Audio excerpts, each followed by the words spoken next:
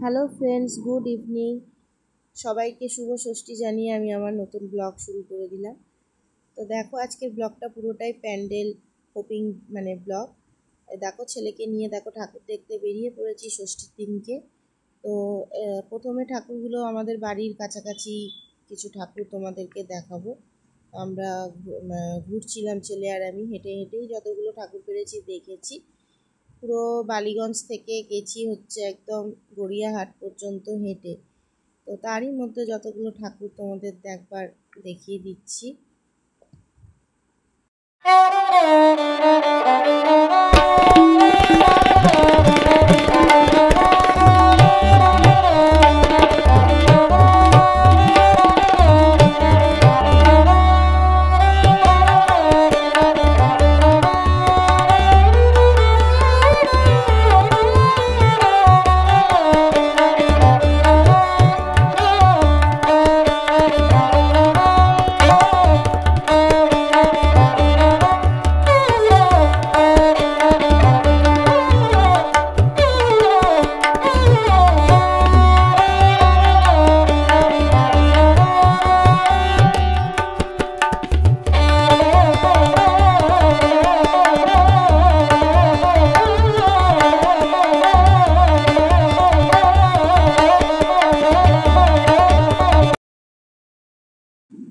তো এখানে দেখতে পাচ্ছ এই ঠাকুরটা কি সুন্দর করেছে। এটা হচ্ছে আমার পুরনো পাড়া।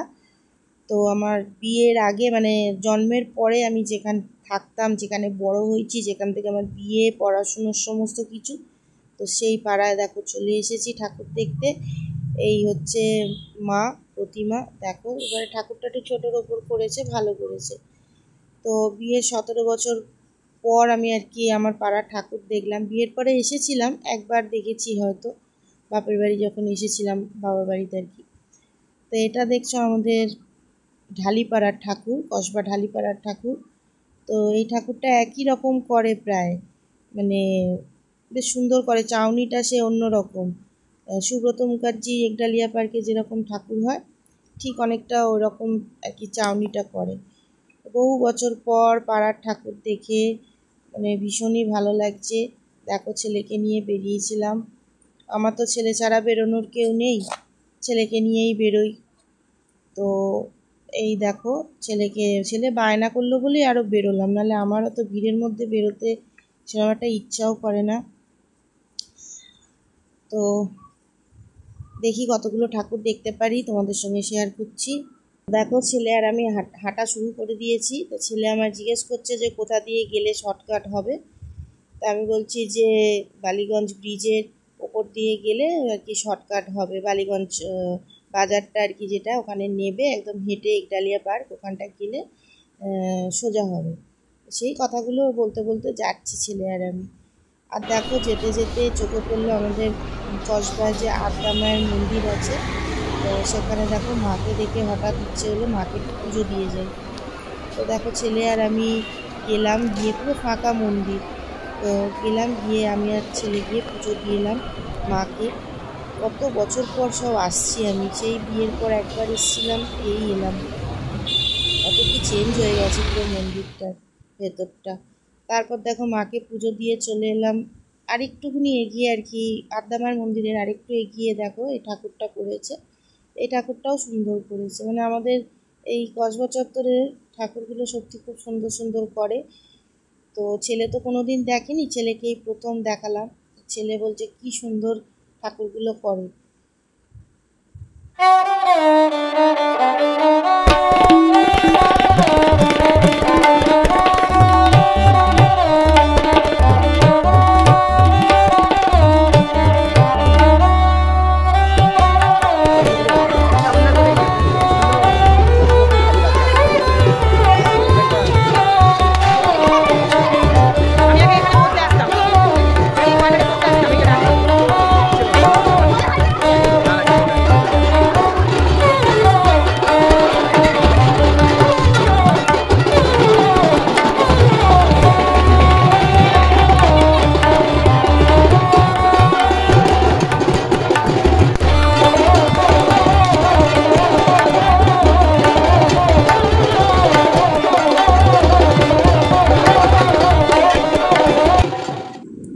তারপর দেখো একদম বালিগঞ্জ ব্রিজের নিচে দিয়ে হেঁটে যাচ্ছি আর একটু আইসক্রিম কিনে নিলাম। খুব খিদে পেয়েছে, তো ষষ্ঠী তো খেতে পারবো না, মানে আঁশ জাতীয় কিছু। তো দেখো ছেলে আমার থেকে আইসক্রিম খেলো, কিন্তু কিনলো না, কারণ ও বলছে আমার গলা ব্যথা হয়েছে, খাবো না। তো ঠিক আমার থেকে দেখো আইসক্রিম নিয়েই নিল। তো যাই হোক, তারপরে ওকে একটু ওই যে বড়া হয় কিনতে পাওয়া যায়, ওকে তাই কিনে দিয়েছিলাম, কারণ ও কিছু খেতে চাইছিল না। আর আমি একটু আইসক্রিম খেয়ে নিলাম, ভালো লাগে বেশ আইসক্রিম খেতে। তো দেখো চলে এসেছি একদম একডালিয়া পার্কে। তো কোথা থেকে কোথায় লাইন ঘুরে ঘুরে যেতে হয়েছে, বাপরে বাপ। সেই বালিগঞ্জ ফাঁড়ি হয়ে ঘুরে এই ঠাকুর দেখতে হয়েছে, কিন্তু সেরকম ভিড় ছিল না খুব একটা, মোটামুটি ছিল।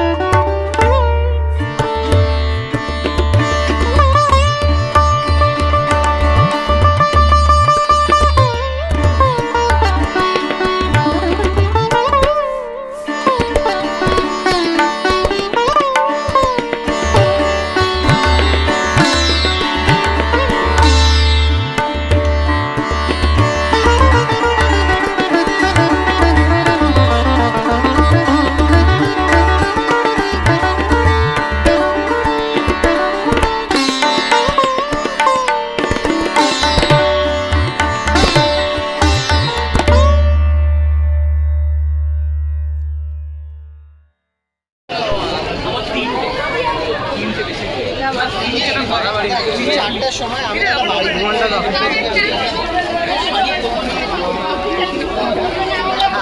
এদিকটা যাই, এদিকে ঠাকুরটা দেখি, এদিকে ঠাকুরটা ভালো। এটা গড়িয়াহাট হিন্দুস্তান পার্ক ক্লাব, তাই তো?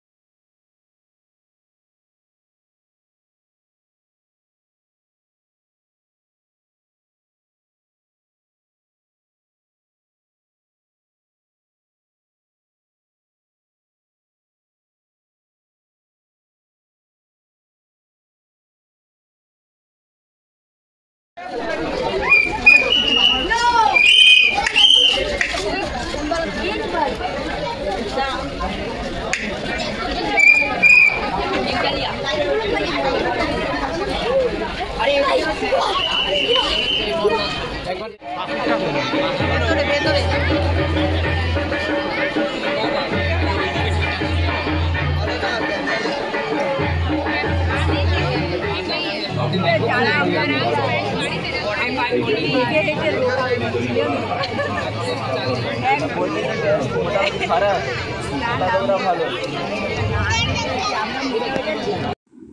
তো দেখো এই যে সিঙ্গি পার্কে ঠাকুর দেখতে ঢুকে পড়েছি, ভিড়ের মধ্যে ঠেলতে ঠেলতে ঢুকছি আমি আর ছেলে।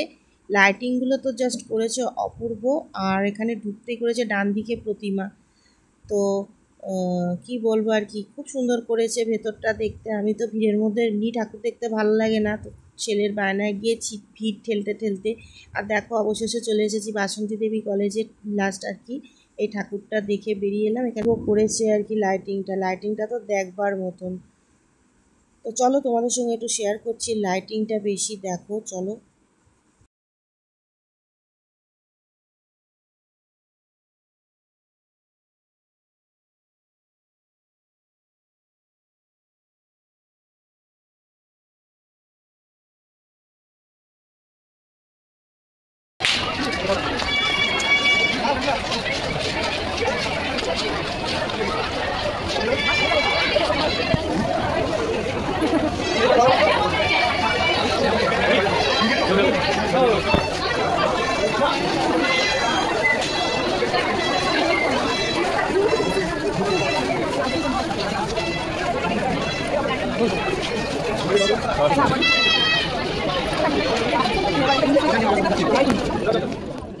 তো ঠাকুর দেখে একটু মামার দোকানে গিয়ে বসলাম। দেখো এই যে বসে আছি আমি, ছেলে, বাবা, মা।